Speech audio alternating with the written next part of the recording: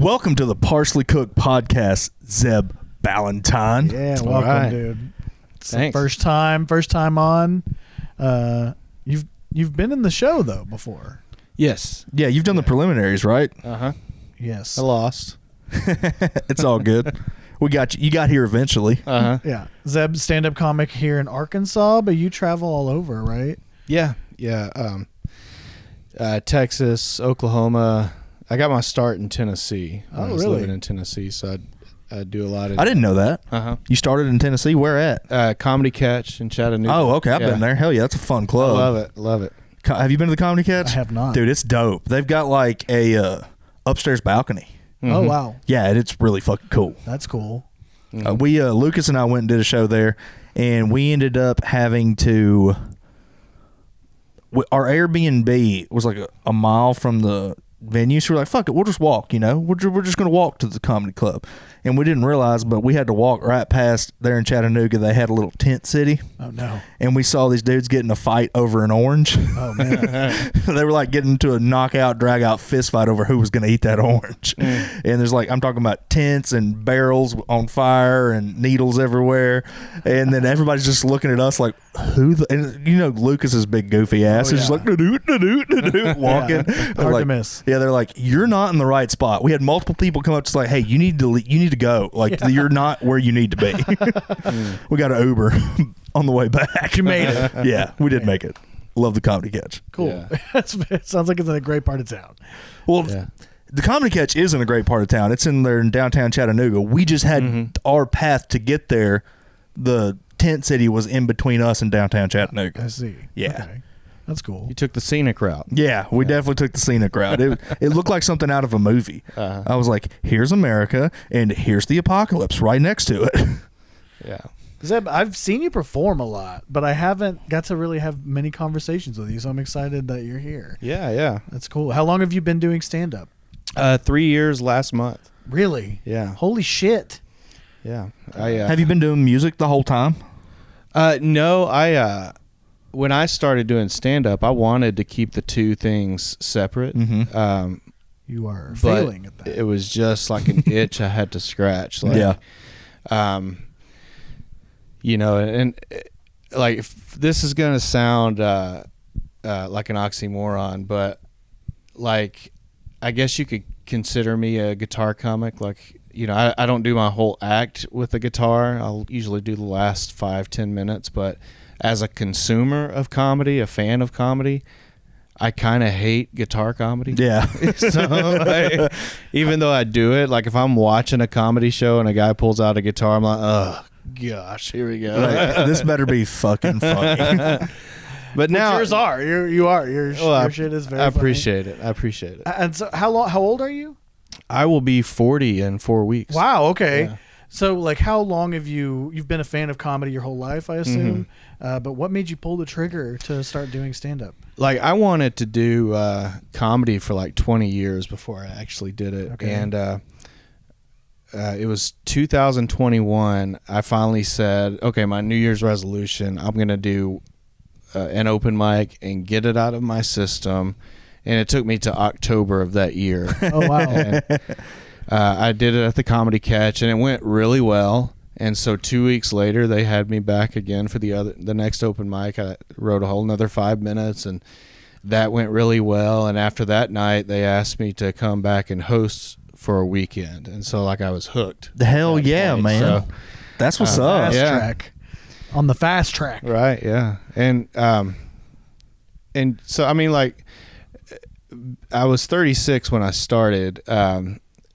So I was late. I was a late bloomer, but there were, just from life experiences of being a musician and a college professor and things like that. Like, I'd conquered stage fright years ago, so Yeah. I didn't really have to work to overcome that part like so many people do when they get into comedy. And so even though I was a late start, I felt like all these life experiences kind of helped me fast forward in some ways. And I mean, like when I was when I just started, I would practice my tight five in my class, like I'd be, before class, I'd be like, hey guys, I'm going to open mic tonight. You guys mind if I try some new stuff? And they loved it. It's like, well, you guys are the ones spending tens of thousands of dollars a year for me to practice my open mic set. Oh, that's great. Did you start out clean? Did you Yeah, I've always been clean. Okay, so that's very unique. I think, do you think starting later in life made you lean more towards that because you had kids, or just like? Yes and no. I mean, I've always been kind of a babyface Boy Scout kind of guy. I was never in Boy Scouts, but I mean, like, you guys know me well enough. If I got up there and tried to be raunchy, I mean, it doesn't fit my personality, Right, you got to be true to you. Right. And I like dark humor, but even like some dark humor, like, it just doesn't come across when I tell it, you know what I mean? Right. Not on stage, and I just think I'm just too much of a baby face, and it's just who I am. It's like I've always leaned to clean comedy, and to be honest, I got my first hosting gig after my second shot at doing comedy, and I don't think it's because I was great. I think it's because I was clean. Right. And they knew you weren't going to go up there and offend everybody, and you could get the show going and keep it moving. They're like, this guy's comfortable on stage, he's clean, his jokes are atrocious, but well, I will say that when you first start out doing stand-up, especially if you start out young, like, you want to learn how to write a joke and you want to learn the technique, but you don't really have anything to say. You don't have the life experiences that everybody can relate to. So when you start later in your life, a lot of people are like, man, I wish I'd started when I was 18, because imagine how far along I'd be. But now that you have a life that you've lived, like, you have all of those relatable experiences that you can pull from that an 18-year-old kid just can't, because all they're going to do is get up there and talk about porn. Right. They're like, hey, I'm up here jacking off. Ha. It's like, yeah, that's all they can talk about because it's all they know. Right. Yeah. What an asshole 18-year-old me would be like to give that human a microphone. It's just it's absurd, and that's what's it's beautiful about our country. It's what's beautiful about open mic and stand up in general is that anyone could do it, but it does take. That's like also a spark. What's bad about it. Everybody. I also like that you started doing stand up before you added the music to it, because when Lucas and I both started about the same time, and we were coming up together, and he would go up and do a lot of stuff with his ukulele. And he would, in my opinion, is that anytime you're doing musical comedy, there is always a built-in applause break. Yeah. To where it doesn't matter how bad it was, if unentertaining it was, whatever. When you finish that song, the crowd is conditioned to clap for you. Right. And what I told Lucas, I was like, your songs are good, like, you could do that, but like, you're not doing stand up. You don't have the chops as a comic. Like you need to learn that foundation first, and go for a year or two and only do stand up and only tell jokes and not have the music to fall back on. That, and then you can add the music back later. When you have the funny song or whatever, you can always add that in later, but now you have the foundation of a stand up to where if like there's a heckler, if something's going on in the room, you can be present, you know what that's like, you know how to get out of a situation, get into a situation, and it'll help set up your songs way better. Right. Yeah. I agree with that 100%. I do think that, I think music comedy, guitar comedy, any kind of shtick like that, it's kind of a cheat code, but it's very good. And I love it. Like, I hate that I love it. Like, Stephen Lynch, it's one of my favorites. I was playing that for Liam on the way home. Stephen Lynch is great. He's one of my favorites. Big Fat Friend, or it's called She Got a Smile, but it's like Big Fat Friend, man. Like, the one about Grandpa dying. Oh, grandfather died before the fiscal year. He just wants his grandpa to die so he could get money. But like Tenacious D, Flight of the Conchords, those are some of my favorites. And so like I did guitar comedy back when I was like first starting. I did it like a couple years, and then I started incorporating the comedy, and I let other comics tell me like, oh no, you need to just do stand up. You just need to stick to stand-up. And it's like, I don't know, there's like a fine line to walk. Find what you do best. And I think Lucas this is probably for the best, that he sticks with stand-up because he's very good at writing. Although I will say, every time I've seen that motherfucker do karaoke, people will come up to him and be like, "You are in the wrong line of work." Yeah, dude. Have you seen him sing "Dream On" at a karaoke bar? No. He'll get a standing ovation. Really? I'm talking about. He can do it better than Steven Tyler. He'll Wow. stop the fucking ball. Like he's a phenomenal singer, It's absurd. and like I don't think there's anything wrong with doing musical comedy if that's what you like to do. Right. I just think if you're going to be a professional comic in professional settings, like you're getting paid for bar shows, or you're getting paid for club shows, or yeah, we all want to be in theaters and arenas and stuff, and hopefully one day everybody makes it. But the reality is that when you're cutting your teeth and where you get most of your work from is in these places with working class people that sometimes they didn't go to the bar to hear somebody with a guitar sing about their dick. Right. So like they might say something and heckle you or get pissed off or whatever, and you've got to have the chops and the comfortability to be able to flow with that, because you can take somebody like that when they initially have that feeling, make them laugh, and now they want to hear every song you ever wrote. Right. Yeah. And so I feel like that is just a part of the foundation. Like if you want to be a musical comic, that's great. Like follow your dreams. I ain't here to tell nobody what they can and can't do. Right. I just think that if you want to be successful, you have to have that in your tool bag. Yeah. It should be. Definitely. I definitely agree that you should have a more stand-up based foundation for sure. I do think too that like the best move is always like stand up, and then close with a couple songs.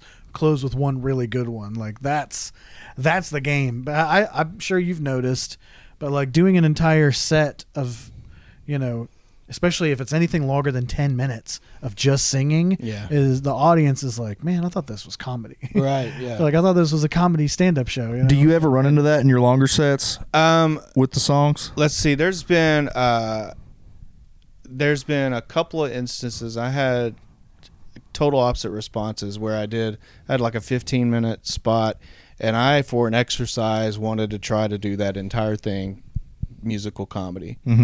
And if I've bombed harder, I don't know if it's possible. But and then there was another time I did a private gig, and they wanted me to do an hour, and I told them I could do 35 of stand-up and about that much time of musical comedy, and so and that worked well. I was not sure how doing a full hour of anything was going to work, but breaking it up like that seemed to work at that particular gig. But was it stand up and then closed with music? That's it. That's the game. Yeah, it's it definitely is a cheat code, and there's an art to it. It's not like playing in a coffee house where you can do 4-minute songs. You got to be quick. You got 2 minutes or less per song. If you do a chorus, each chorus needs to be different. And like there's been some times because you're fighting with attention spans too. Right. You can't get up there and just play Freebird. Right. Like eventually they're like, all right, next song, dude. Yeah. And there's been some times the music has bailed me out, like, where the crowd is just sleepy, or if I'm like a host going up first and they're just not awake yet. There's been times I've been totally asleep during my stand-up and come alive during my music portion. And I've recognized that, and to keep myself from allowing that to be a crutch. This year, something I've focused on a lot is not bringing the guitar at every gig, because it's like, okay, if I bomb this without my safety net, then I bomb it. Right. I have to learn to elevate my stand-up to a point where I don't need the guitar.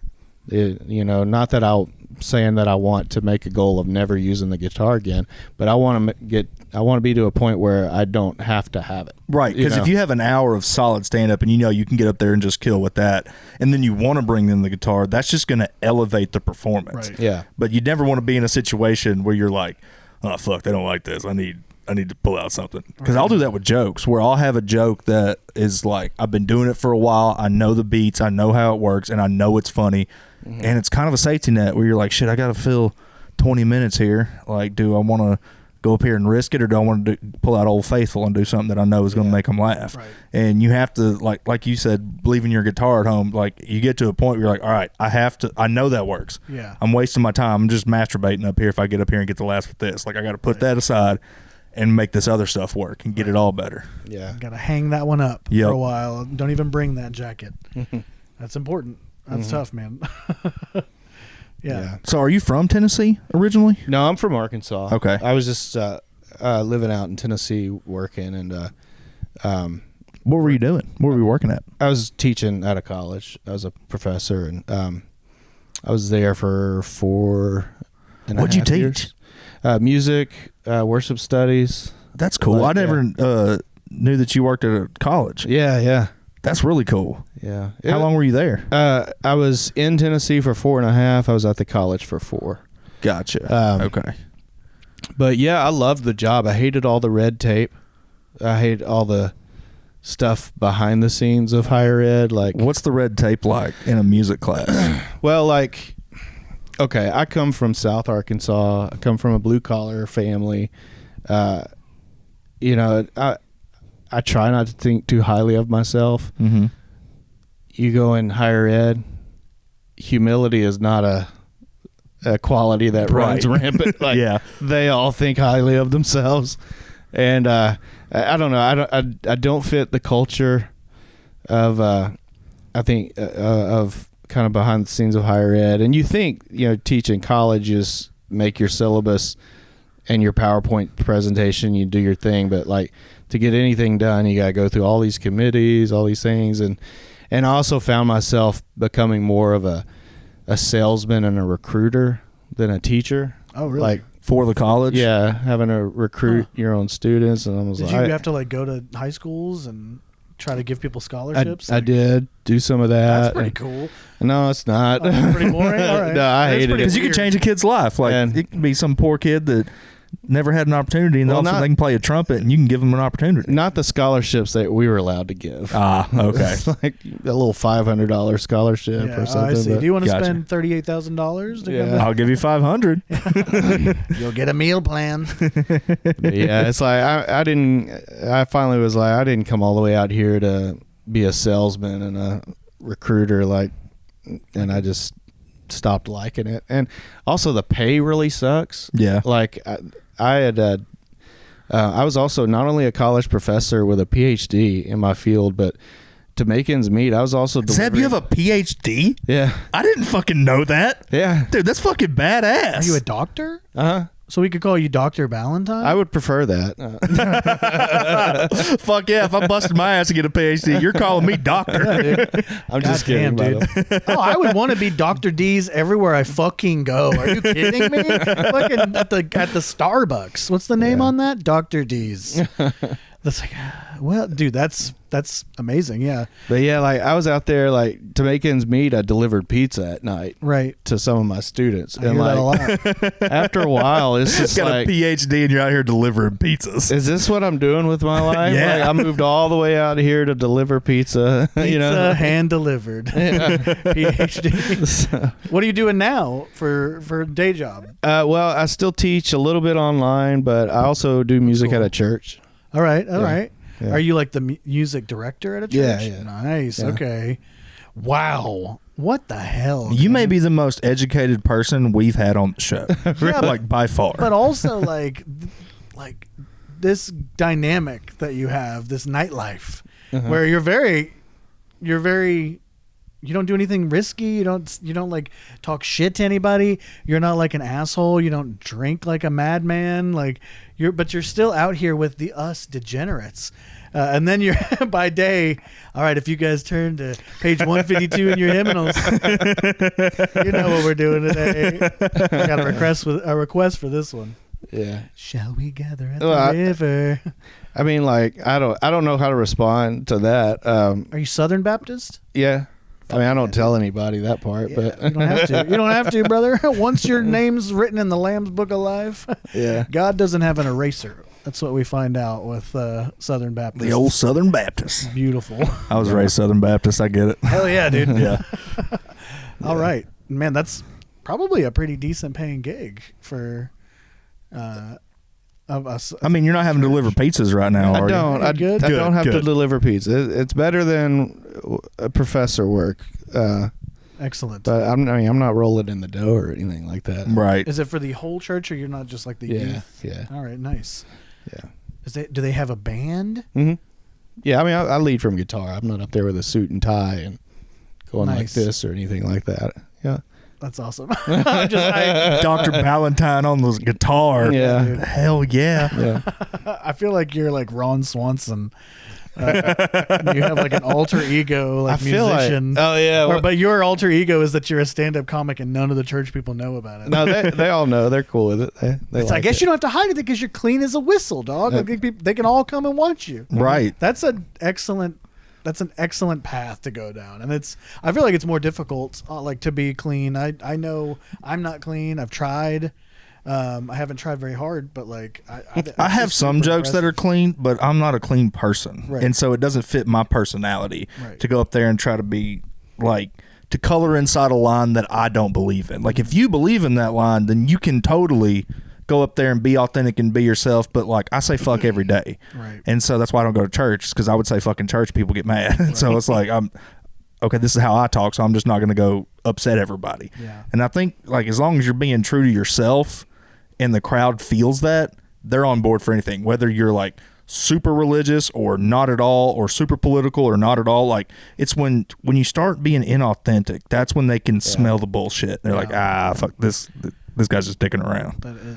It is hard. It's hard. You just got to be yourself. It's actually very easy to be yourself, but like sometimes being yourself doesn't get you work. Yeah. So that's the problem. And like if you're going the clean route, like you can get so much more work. You can get more corporate work. You can get more, because like, I mean, as somebody that books shows, like if I know I got somebody up there that's going to be funny and upset zero people, I'm going to give them as many opportunities as I can. Yeah. You're priceless. Yeah, something I learned early on, somebody told me, you guys have all heard, clean is green. Mm-hmm. And I mean, it really is, and like, even if, like you can get so many jobs as an opener being clean, because even, clean comedians want, clean headliners want clean openers, but even some dirty headliners want clean openers. Right. They want to be able to break the wall down. Yeah. Like, they want it up the whole show until they get there. So that it makes sense. So even if, a person's not a clean comedian, I would say business wise, they need at least a clean tight 10, That's what I'm working on. So I'm working on cleaning up my set to where I can run the same set clean or myself, to where if I'm in a business situation or a charity situation or stuff, I can still go up and tell my jokes, but like tone it down a little bit. Right. And my stuff isn't, I mean, I've got some stuff that's vulgar. Like I got the joke about the pike going through the dude's ass. Like that's probably my most vulgar joke that I have. Yeah. But like I do write some stuff that's not inherently dirty, but my stuff just kind of goes dark to where it's like there's always a baby dying, there's always like somebody killing themselves, like there's death all over it, there's abortion, like they're like, that's what I think is funny. Kids getting fingered. Yeah, like it's funny. Yeah, your set is a wild ride. It's, from beginning to end. Definitely don't know what's happening next. It's very, very crazy. Would you say that time on stage where you tried to do 15 minutes of straight stand-up, would you say that's your biggest bomb? Can you think of? Oh, you mean where I did just musical comedy? Just music, yeah, that's what I meant. I would say that was one of them. What's one that sticks out to you as like? Actually, my worst show I've ever done was maybe about a month ago. It was in Magnolia. It was at a pizza restaurant, and that I've done 2 or 3 times before. And but this time they had a class reunion. Oh no. That was going on there, and they hired a comedian.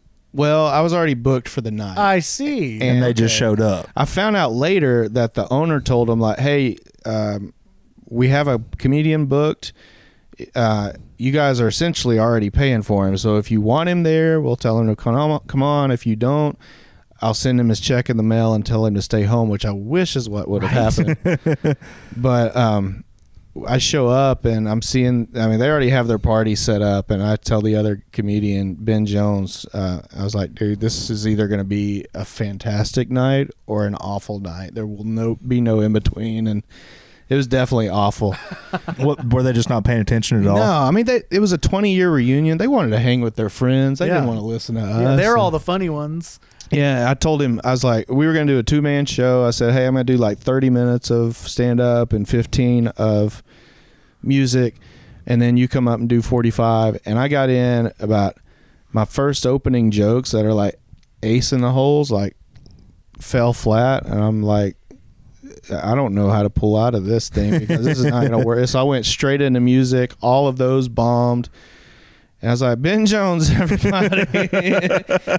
Sometimes that's all you can do. Sometimes you just got to accept defeat. It ain't your night. And you just, all right, next guy. Just try. I whispered in his ear as he came up. I said, just come off when you want. I'll get back up and I'll just play cover tunes long enough to make sure we get paid. Like, Yeah, to fill the time. Yeah. Did he do well? He bombed. I mean, nothing against him. He, to his credit, he pressed on through it. He tried to make the most of it, and it was not his fault at all. It was definitely the atmosphere and right. But yeah, that was the worst gig I ever had, and it felt even worse because, I mean, he came all the way from North Carolina, and he didn't come here for that show. But I would much rather, if a show is a disaster, I'd rather just it be only me that suffers rather than somebody that didn't have to drive halfway across the country. Yeah. That's true. Yeah. Zeb, a question that we like to ask a lot of the people that come on the show is, what's the dumbest thing you did in your 20s?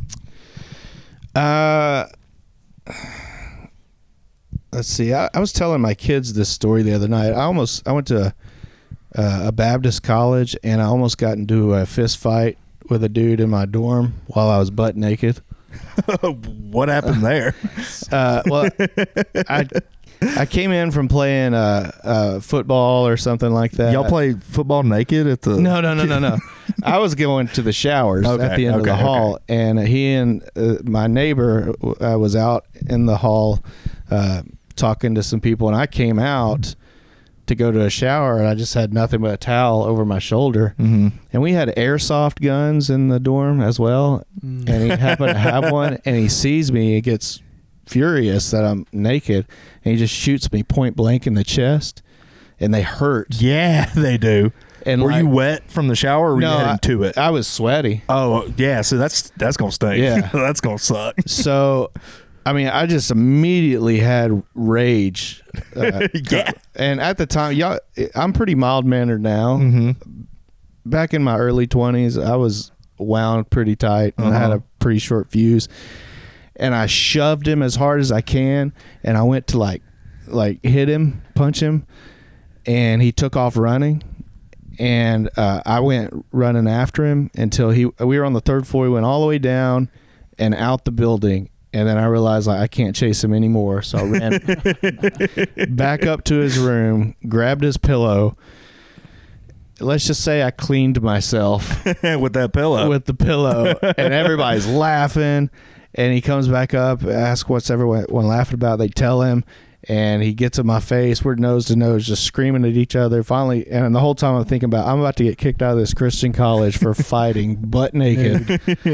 And yeah, but you can't shoot somebody with an airsoft gun like that. That crossed the line. Yeah, you're asking for trouble. Like, in fuck retrospect, if you're in a fight and you're the naked one, that gives you a tactical advantage. Right. Like, I mean, also like a political advantage. It's like, I didn't want to fight him. I was naked. I didn't even have time to put clothes on. I had no choice. Right. If somebody's fighting naked, they had zero choice in that matter. Right. It's not like I planned this thing. Right. I just imagine like somebody being in that stairwell watching you butt ass naked, run down after him, get to the door and be like, oh, I can't just run out here naked. Looking like Casper the Friendly Ghost running down there. I can hear you running. Another thing that's pretty stupid, my wife gave birth to a baby in the car. What a dumbass. Yeah.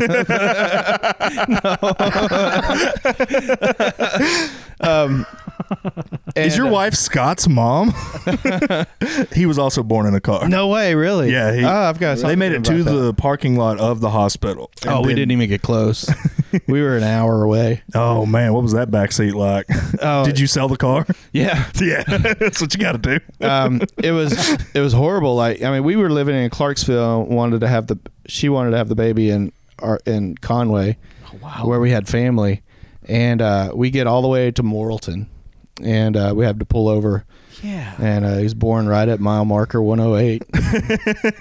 I mean, yeah, dude. Was this her first child? This is her third. The other two saw the whole thing. Okay. The other two are in the car. Mom, come on, Mom. Like, there's a wonderful hospital in Clarksville. That's where my son was born. It's a fantastic hospital. Very quick to circumcised. Dude, your wife's a gangster. Yeah, she is, man. She caught it and delivered it herself. Did she cut the umbilical cord? Like, no, I just took it, bit it, and like a coyote. Yeah. No, it's awesome because with this third one, she was like, I really kind of want to try this birth without any anesthesia, and which she ended up doing, and I kind of want to have a home birth. And I'm like, I do not want to have a home. I want to have the baby in the hospital. So I feel like we had a happy medium there. That wasn't a home. That was a homeless birth. Yeah. We had to research what to put on the birth certificate, like place of birth. Yeah. We didn't. But it was Morrilton? Yeah, we had to make some calls to make sure we filled this out right. And, yeah. You have a Morrilton baby. Ooh. Yeah. Gross. I'm just like, because I wouldn't know what to do in that situation. Do you cut the umbilical cord? Do you wait till you get there? Like, what do you? You plug it in the EMTs. He came out before the EMTs got there. Like, how long till the placenta goes bad? Do you have to eat it then, or do you got to put it on ice at least? Yeah. What's that smell? Oh my god, dude! I bet that car did. To clean it, we took it to a guy that specialized in cleaning suicide cars. Somebody that just blow their brains out. Hey, this is the opposite of that. He's like, I need this clean, no questions asked. Normally, they're ending their life. This was the beginning of life. Either way, it's pretty fucking messy. So gross. It's funny. He was born in October, and the next month, and we had he made it look spotless, but we were having Thanksgiving at my in-laws, and my mother-in-law sent me to pick up the turkey and the ham. Uh-oh. And I'm coming out to the van with, big meat in both hands, and open the front, the passenger side, and I'm just going to set it in the seat and in the floorboard. Then I had a flashback of what went down in that seat. Yeah. I'm not putting my food there. Oh, dude, shout out to your wife. Yeah. That is so gay. Dude, some of the things that women have to go through at childbirth, I'm like, I'd rather die. If it was us. Oh, yeah, I'd rather die. That'd be the end of the human race. Oh, everybody talking about Roe v. Wade ending and stuff. Like, if that was happening to me, boy, I'd be taking them pills left and right. I stubbed my toe and I nearly pass out. Yeah. So yeah, I'm fucking no. You're not splitting me open like a coconut. No way. No thanks. Yeah, the EMTs, when they got there, they just knew a lady was in labor, and these guys, man, they were maybe 22 years old tops. And just some kids come out there. He opens the door. He goes, "Whoa!" He says, "Ma'am, are you okay? Is the baby okay?" And he sees me over there weeping in the steering wheel. He's like, "Sir, are you okay?" I was like, "Yes, just give me a minute." And they didn't know what to do with the umbilical cord. Like, they had to pull out a manual and figure out what to do. Thank God they had that manual. And what year was this? Did they not have Google? Like, they got a manual on there. They can't just look it up on their phone. I don't want them doing that. Pull the manual out. I don't care what year it is, man. I don't want. So what do I do with this? Hey Siri, is it okay to? No, dude. The first thing he said is, "Whoa!" Like, this kid's already losing points with me. If he fucking pulls his phone out, takes a. I'm actually going to do a Google image search on this. Hang on. Hey, Mom, what do I do with this umbilical cord? Oh, that's funny. Wow. Calls his mom. Wow. So the EMTs came to y'all. Yeah. I mean, at least that happened. But it was on the side of the interstate? Am I insensitive? Right on the side of the interstate. Am I insensitive in this? Because I feel like if I'm in that situation, I don't pull over. Like, if the baby's coming out, I'm trying to get to the hospital. Yeah. Like, well, here's or does she need help? Like, did you have to help her with the Once you just start process? hearing, like, no, the I didn't sounds help of at all. Like splashing. she did it all. She did, oh my Like god, that's she so crazy. she caught it, everything. Like I did not touch the thing until he was cleaned off until it had at a the name. hospital. Yeah, with the ink dried on the birth certificate.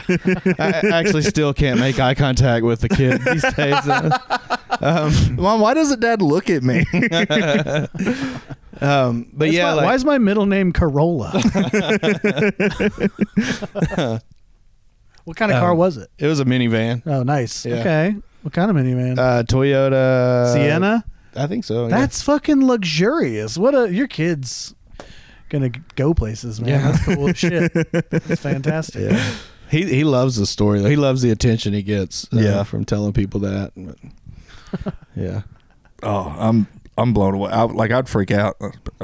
I wouldn't have even been smart enough to call an ambulance. Yeah. I'd have waited till it came out and be like, all right, I guess we're going to the hospital now. Like, Yeah, I was on the phone with my mother-in-law the whole time, who works in the medical field, and so the one thing she just kept telling me, like, only thing you have to do is focus on driving. Just keep driving. Whatever, just keep driving. And so that's what I had in my mind, and it was such a defeating feeling when I knew I had to hang up on her and call 911, because I knew, like, I'm not gonna make it. Like, we're not gonna make it because he's looking at me. I see the kid poking out.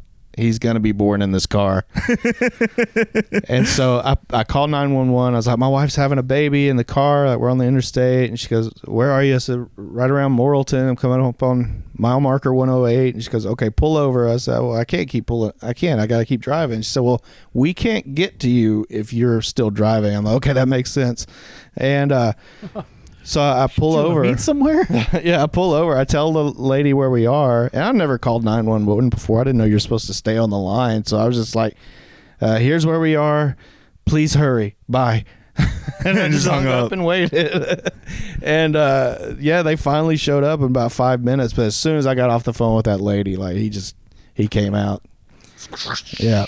That's the sound it makes. Sounds like someone spilling a bunch of Arby's sauce. Yes. Did he cry when he first came out? Not immediately, which was scary. That's terrifying. Oh my God, that's so scary. Like, I mean, it was only like a second or two. Like, he came out, and I remember being clear-headed enough. My wife said, "He's not crying," and I said, "Turn him over Burn on him his with a stomach." You know, turn him over on his stomach and shake him a little bit. Have you tried shaking the baby? And then he started crying, and then that's when I lost it, because I knew, like, it was over. Everything was somewhat okay. Everybody breathing. But yeah, it was Hell yeah, wild. man. It was That's a great story. It was traumatic. And 2 months later, I got a vasectomy. Yeah. Like, the next week, I called the doctor. I was like, "I want this scheduled as soon as I can get it." They said, "Well, we got about maybe 2 days before Christmas." I said, "I'll take it." And so I spent Christmas that year with an ice pack on the couch. And How bad is that? Because, like, I've been thinking about it, and it wasn't bad at all. Oh, it terrifies me, man. The worst part was like, they didn't deaden me all the way, and so they had What an asshole. so I kind of yelled at a little bit of it, and then they just gave me another shot, and I was all good. Forgot his left nut. My wife. God, you just made me never want to get it now. Oh my God. It's not bad at all, and they give you some medicine. Yeah, I usually yell when things aren't that bad, you know. They give you some Vicodin, so you're high as a kite. You don't really care what they're doing, to be honest. And my wife was in the room watching the thing go down, and because she's just like that. And the nurse actually graduated high school with her, so that was a little weird. I didn't care for that once I kind of came down off the Vicodin. But Yeah, you don't want Just to like the one you wanted. This is in your dream diary. I remember that. Yeah. Looks just like the one you drew. But they're so uninvasive now. Like, I think back in the day they just had to slice the man open, but they don't have to really do that anymore. But They just rub a magnet over it. I tell a joke about You this. shall not pass. I know 2 guys that have had to get multiple vasectomies because for whatever reason it just didn't take. And How do you find out? I guess baby. one of the guys, because I paid you to do a job that you didn't do. So like this I'm is sure your there's Right, a waiver right. that's like it may come undone. fuck that waiver. I'm getting a good lawyer. you get 4 vasectomies, you get the 5th one free.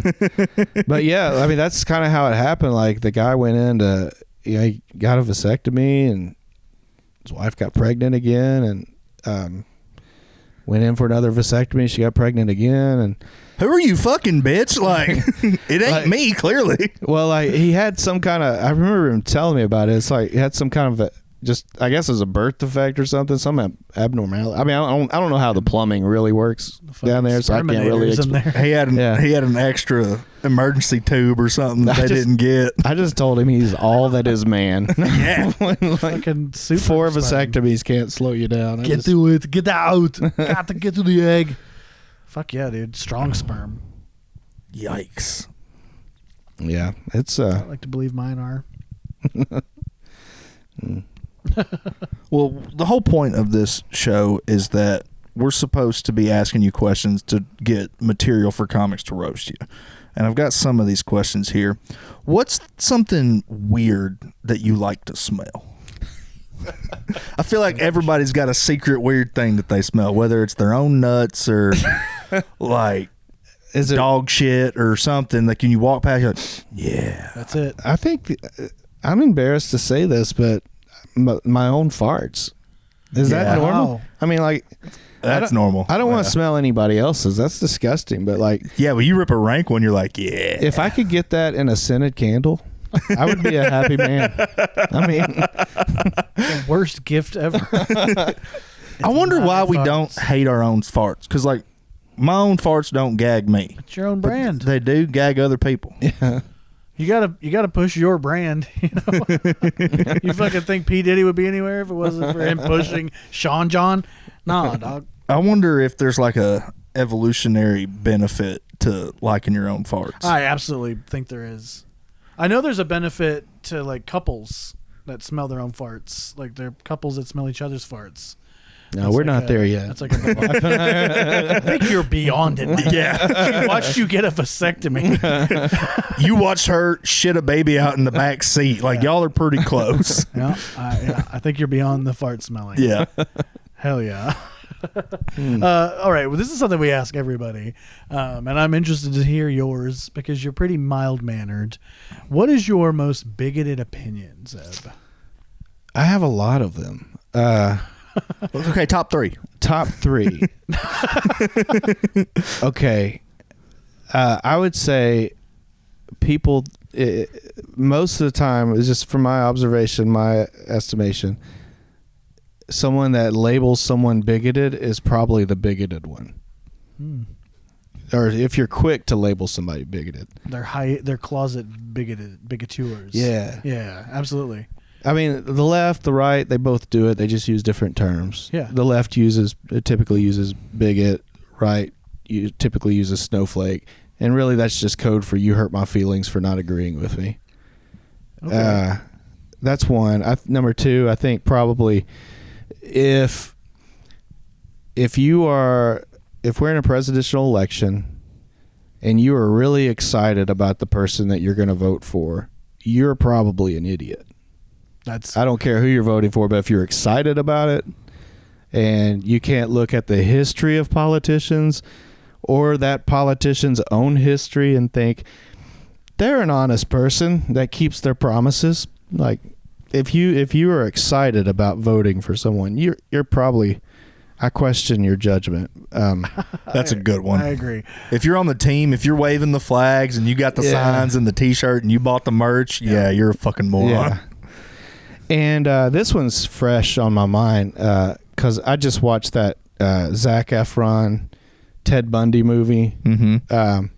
I was thinking like Ted Bundy, Charles Manson, Richard Ramirez, the Menendez brothers, all those serial killers got married in prison. But we're supposed to believe most women would choose the bear. Like, if that really makes me question. That's a good one. Yeah. That's a really good one. What kind of cognitive dissonance is going on there? I mean, like, if you really make that claim, that's probably why men get paid more. I mean, that's very real.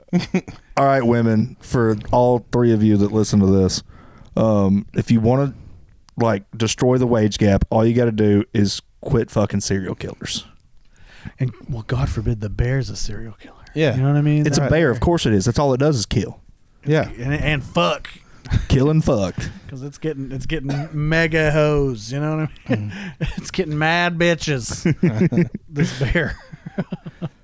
Those are great. Those are great opinions. Thanks. I mean, I don't necessarily agree with a lot. I mean, I don't disagree. I'm gonna cover my Kamala shirt or whatever. No, I don't have one. But I really agree with that. Like the people that fly that flag, it's like idiocracy. Yeah, like I don't care who somebody votes for. Like I respect their right to choose their person. But it's like when you get excited about a person, it's like, oh yeah, I can understand political signs like in your yard. That's you don't get to that level by being a good, decent person. Well, also, it's just clearly they've bought into that campaign's propaganda. Yeah. And if you're looking at just one source for all of your information, and it's all overtly positive for one side and overtly negative for the other, you're not getting the truth. Right. Because the truth is everything. It's the good, the bad, the in between, all of it. Mm-hmm. And if you're only listening to one side, like that's how I feel like you get to that point where it's called an echo chamber. I've never cried after an election. Like there's never been an election where I was like openly weeping, like this is the end of the world. Right. Like, I've lived through a few of them now, and it's always the most important election that's ever going to happen. Yeah. And then it's just a regular Wednesday the next day. Yes. I will say, like, I've seen a lot of clips of like older politicians, like when Obama he voted for Obama. When Obama and Mitt Romney had a debate, like it was so cordial, like they were opponents, not enemies. Mm-hmm. And like I was excited for maybe a return back to that kind of normalcy. And I think maybe we will, because like even after Trump's been elected, now that he's like, Democrats need support. He's like, monetarily, we should all, as Republicans, be helping everyone out. And so that's cool to see. I hope that by this being a second term, and he doesn't have to run again unless the fabric of our nation is changed. Like I'm hoping it kind of chills out on some of the insane rhetoric that has been accompanied with him in the past. I hope we can somewhat get a little bit more closer to center and everybody use their brains a little bit and get something. I feel done, like the next one's just going to pop up because the outrage machine is what pushes that. Oh yeah, because that's what gets the clicks. That's what gets the views. Is when somebody's saying something and pissing somebody off. Mm-hmm. Yeah. And so when he's gone, there's gonna eventually his kids are gonna run. Yeah. Like eventually, like you're gonna get the next wave of that from both sides. Did you guys watch the VP debates? No, I didn't know that between Tim Walz and I didn't know they debated. JD Vance. It was so refreshing. They were so kind to each other. They talked about real issues instead of insulting each other. I actually agree with my. Yeah, he makes a good point. I'd like to piggyback off of that. I'm like, whoa, maybe there is hope for our nation. Yeah, but I didn't watch that debate, but I have seen JD Vance in several other interviews. I watched his Rogan. Mm-hmm. I've watched some other interviews that he's given, and that's somebody that, like, you may not agree with all of his policies, but like he is very kind of chill, reserved. He's not about to just start throwing out wild accusations and stuff. He's just going to stick to the facts. And that's something that I appreciated. Yeah, he's very calm. I think Trump's going to be very stoic, but there's going to be just a lot of crazy shit that they're going to be marching out. Like it's going to be a lot of wild shit in the next 3 years. Kind of like I don't know what your politics are, and it doesn't matter to me. But I bet you're kind of, for comedy's sake, kind of low key glad that he won. No, dude, I was legit like, oh my god, I get to put this to bed.